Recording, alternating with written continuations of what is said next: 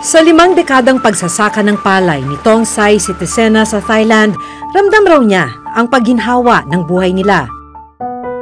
May mga sariling sasakyan at bahay. Napagtapos din ni Tongsay ang kanyang 2 anak sa kolehiyo. Ang mga kinatawan ng Thailand Ministry of Agriculture sa Pilipinas nag-aral noong 1970s. Dito kung saan pinakamahirap na sektor ang mga magsasaka. Thailand ang ikalawa sa pinakamalaking rice exporter sa buong mundo. Pilipinas ang isa sa mga bumibili ng Thailand rice. Katunayan, nitong taon lang, mula January hanggang September, umabot sa halos 300,000 metric tons ang biniling bigas ng Pilipinas mula sa Thailand.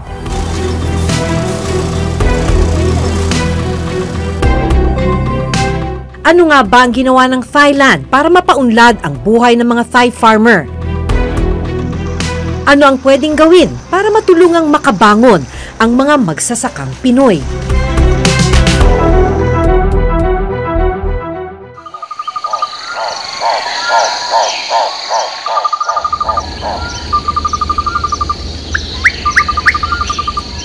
Hinihintay na lang ngayon ng 63 taong gulang na si Tongsay Sitisena ang panahon ng anihan dito sa Roi Et, Thailand. Pagmamay-ari ng kanilang pamilya ang higit 3 ektaryang taniman ng palay. Maayos man ang buhay nila ngayon, iba raw ang kwento noong kabataan ni Tongsay. เป็นชาวนาด้วยตัวเล็กๆเนี่ยลำบาก But can you explain how difficult was it when you were younger and there was not much help from the government? ลำบากมุ้งนี่ก็ไม่มีกลางนอนนะมานอนที่นาจุดไฟให้ควันมันไล่ยุงไปลำบากมาก And the price of rice was low? ราคาข้าวต่ำรัฐบาลก็ไม่ค่อยช่วยเท่าไหร่ช่วงนั้นช่วงเล็กๆอ่ะจำได้ Inuutang rin daw nila noon ang mga binhi at pataba. Pero tandang-tanda raw ni Tongsay na noong siya'y 10 taong gulang, nagsimula ang pagbibigay tulong sa kanila ng Thai government. Ito rin kasi ang panahon na inilunsad ng gobyerno nila ang First National Economic Development Plan na naglalayong paunlarin ang kanilang agrikultura. Ang mga binhi at pataba na ginamit niya sa pananim ngayon, mura raw nila nabibili. ช่วยเอาข้าวพืชพันธุ์มาแจกชาวนาบ้างคนไหนไม่มีคนไหนไม่ได้เก็บไว้ก็ช่วยค่าปุ๋ยไม่ให้แพงก็ทำให้เมล็ดข้าวเนี่ยไม่ต้องสูงขึ้นตอนเราไปซื้อมาทำพันธุ์น่ะ If the Thailand government did not help the farmers, what would the situation be for the farmers now?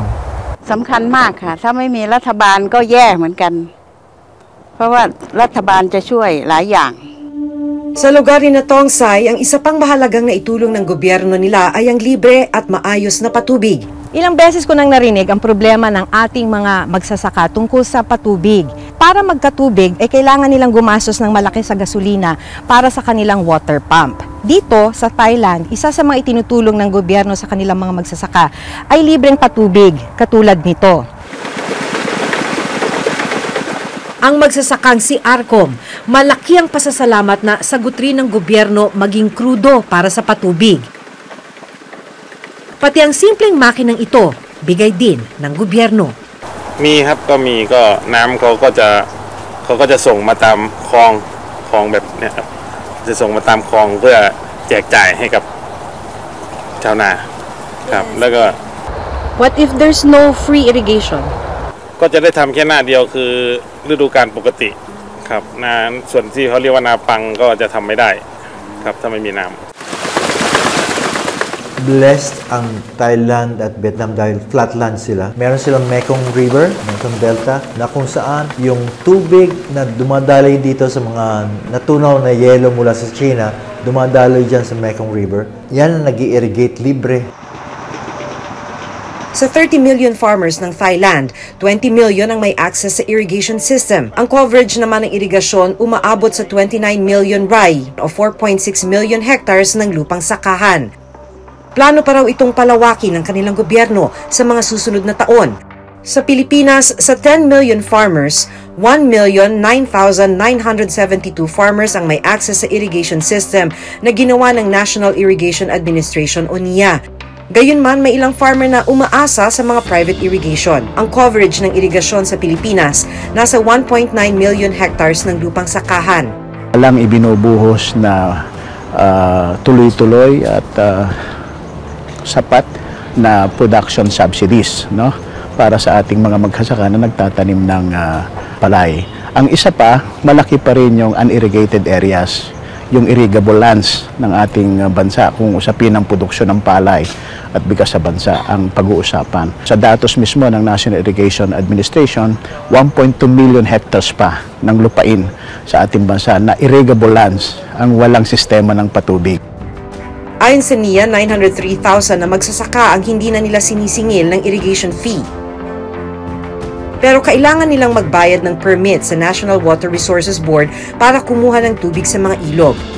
Hindi na kami naniningil ng irrigation service fee mula sa mga magsasaka, pero yung ating mga irrigators associations ay naniningil ng, ang tawag nila ay operations fee kasi gagamitin nila sa kanila operations and maintenance at sa iba pang gastusin like pagbabayad nila ng water permit fee sa NWRB. Kasi yung ibinabayad namin sa kanila, ang tinatawag natin na operation subsidy na 150 pesos per hectare for every irrigated and harvested area every cropping season. At saka yung maintenance subsidy na pag nagbili sila ng kanal na 1,750 pesos per canal section, yun lang yung binibigay namin sa kanila. So, kulang yun. Sa pakikipagkwentuhan ko naman sa mga magsasaka dito sa Thailand, isa sa lagi nilang binabanggit ay yung kanilang pasasalamat na maayos ang kanilang farm-to-market road gaya nito. Dahil daw kasi maayos ang kanilang farm-to-market road, mas mabilis na naidadala sa merkado ang kanilang mga produkto. How was farming years ago when there was not much help from the government? สมัยก่อนมันก็ค่อนข้างลำบากเวลาอย่างจะไปนาไปไล่ทีอย่างนี้ก็ต้องเดินกันมั่งขี่ควายขี่เกวียนกันไปครับ Dahil sa ayudang nakukuha ng mga Thai farmers sa gobyerno, naging mababa ang production cost ng palay. Ayon na rin sa PhilMec at pag-aaral ng iba pang mga grupo, ang cost of production ng palay ay mas mura talaga sa ibang bansa. Dito na lamang halimbawa sa Thailand, ang cost of production ng kada kilo ng palay ay nasa 8.86 pesos. Sa Pilipinas, ang cost of production ay nasa 12.72 per kilo ng palay. May guaranteed price din ng palay na binibenta ng mga magsasaka dito sa Thailand. Hindi pwedeng bumaba sa 15 baht o 25 pesos ang farm gate price nila rito.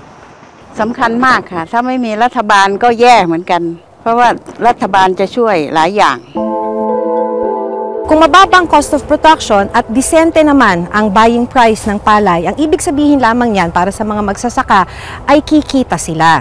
Ang mga magsasaka kasi natin sa Pilipinas, napakataas na nga ng cost of production, bagsak presyo pa ang buying price ng palay. Ang ibig sabihin lamang nito ay talagang malulugi yung mga magsasaka, kaya marami sa ating mga magsasaka ang luging-lugi na nga at nagugutom.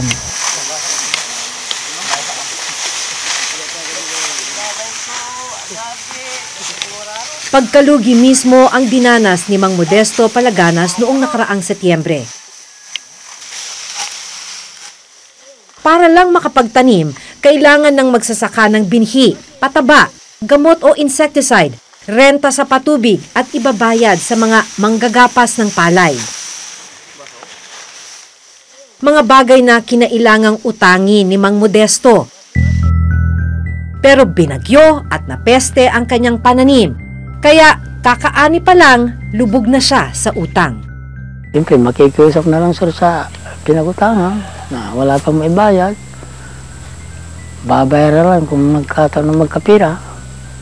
Siyempre, madadaan na sa pakiusap. Sa ngayon talaga napakahirap. Kakaunti na nga lang ang inani, bagsak presyo pa ang bilihin ng palay. Sa lugar ni Mang Modesto, bumagsak sa 7 pesos kada kilo ang farm gate price ng palay. Kaya kami nagpagsasagawa na sa pamilya namin, ayaw namin magutom. Kaya kahit papano, kahit mahinang ani, at least mayroon kami maipakain sa pamilya. Lalo na ako, siya mga pamilya ko. O, marami na akong apo.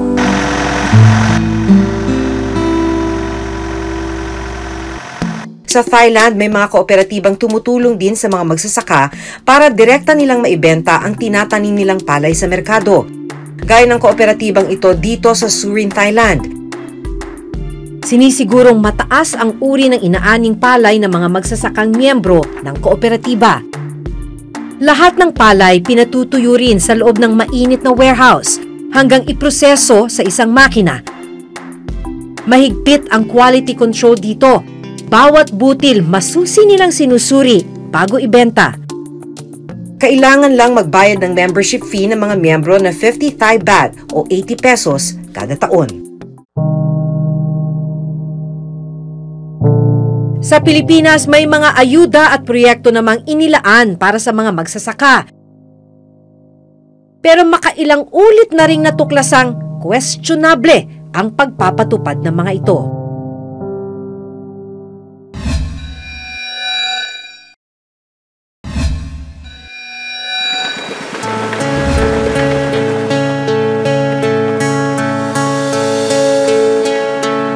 Sa panahon ng anihan dito sa Thailand, inaasahang kikita si Tonsai ng 60,000 baht o higit 100,000 pesos.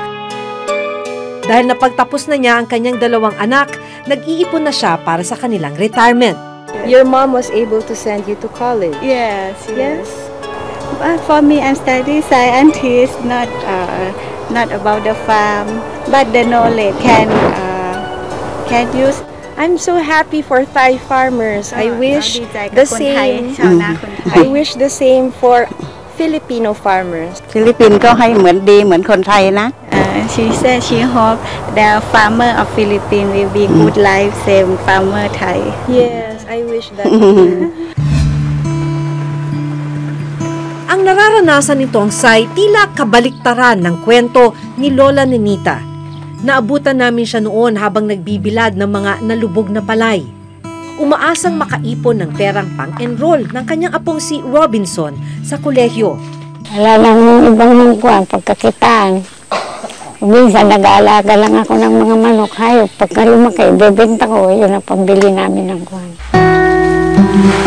Nalaman naming habang tumatagal, mas nababaon sa utang si Lola Nenita. Ngayong anihan, 130 kaban ng palay ang nasaka mula sa 2 ektaryang lupa ni na Lola Lenita. Mas mababa sa 200 sako ng palay na inani nila noong May 2019. Matapos magsaka at mag-ani, bitin pa ng 24,000 pesos si Lola para ipambayad sa inutang na puhunan. Ni hindi pa siya nakakaahon sa utang noong nakaraang anihan. May utang pang 76,000 pesos si Lola Nenita sa kooperatiba noong Mayo. Kung nagsaka ka, talagang uutang ka ulit. Yung iba naman, kung may utang ka na nga, hindi ka na pautangin. Paano ka hindi nakabayan? Dahil sa nangyari, malabong maka-enroll muna sa kolehiyo si Robinson. Sa datos ng PhilRise, ang average yearly income ng magsasaka sa Pilipinas ay nasa 104,268 pesos. Samantalang sa Thailand, nasa 200,000 baht o nasa 300,000 pesos. Ayon sa Department of Agriculture o DA, kumpara sa kalapit bansa ng Pilipinas, mas maliit ang pondong inilalaan sa agriculture sector ng bansa. Napakaliit ng budget natin compared with our ASEAN counterparts, Thailand, Vietnam. Ngayon, ang budget natin nasa 64 billion 2019. So we're looking at, I don't know kung aaprubahan pa lang naman sa Kongreso 70 billion ata ang hinihingi for 2020. Pero sa 2021, yung 2020 kasi inabutan na lang ng Secretary yan Triple, 4 times, 5 times ang gusto niyang maging budget. Nasa 300 billion initially yan, sabi niya. Na dapat naman, no? Dahil mas malaki ang pondo ng Thailand, mas malaki rin daw ang naibibigay nilang subsidiya sa kanilang magsasaka. Mas malaki ang economy ng Thailand So mas marami silang pera, they can afford to subsidize. Tayo rin, ganun din. Kung mas malaki ang pera natin, we can afford to give more subsidy to our farmers. Sa mga nakalipas na taon, may pondo naman na inilaan ng gobyerno para sana sa mga magsasaka. Pero makailang ulit na ring naging questionable ang paggamit nito. Tulad na lamang ng 728 million peso fertilizer fund scam noong 2004 at ang pork barrel scam noong 2013. Nakakagalit dahil yung mga magsasaka hindi naman nagtanim yan para sa kanilang sarili. Nagtanim sila para sa sarili nilang pagkain at para may mabenta sa palengke, pagkain ng ating mamamayang Pilipino. Kung sino pa yung talagang nangangailangan ng suporta ng gobyerno ay ito pa yung mas lalong ginagatasan ng nasa posisyon. Sa inilabas naman na 2018 Commission on Audit o COA report para sa National Irrigation Administration, umabot sa 299 na irrigation project na may kabuang halagang 20.7 billion pesos ang nagkaroon ng delay sa pagtatayo.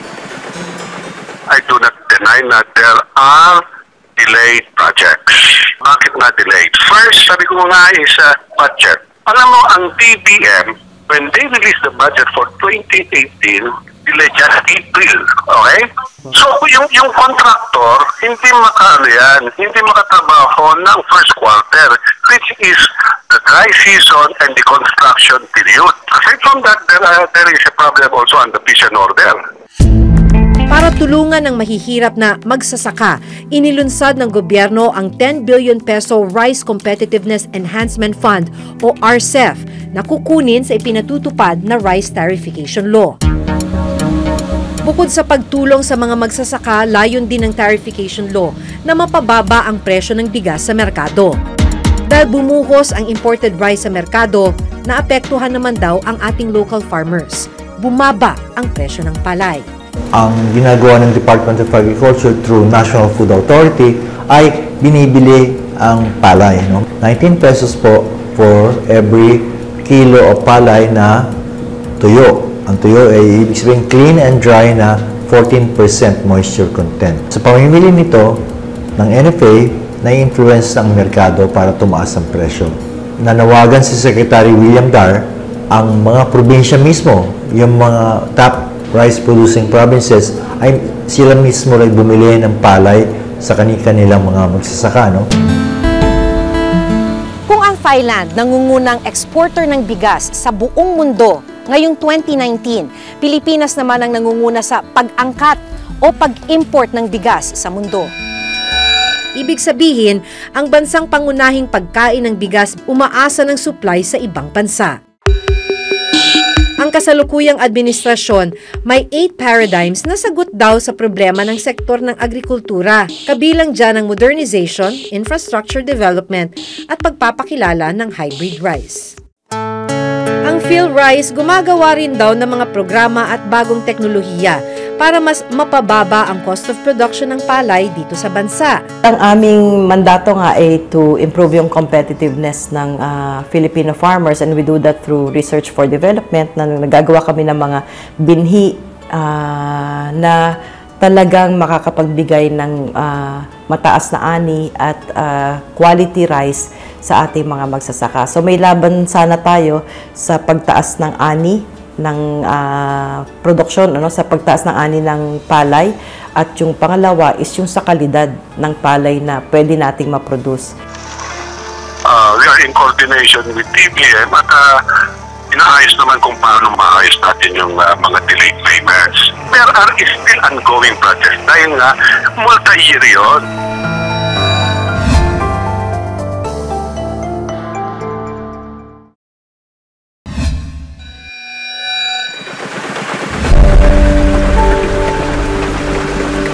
Matagal nang dumaraing ang mga magsasakang gaya ni na Lola Nenita at Mang Modesto.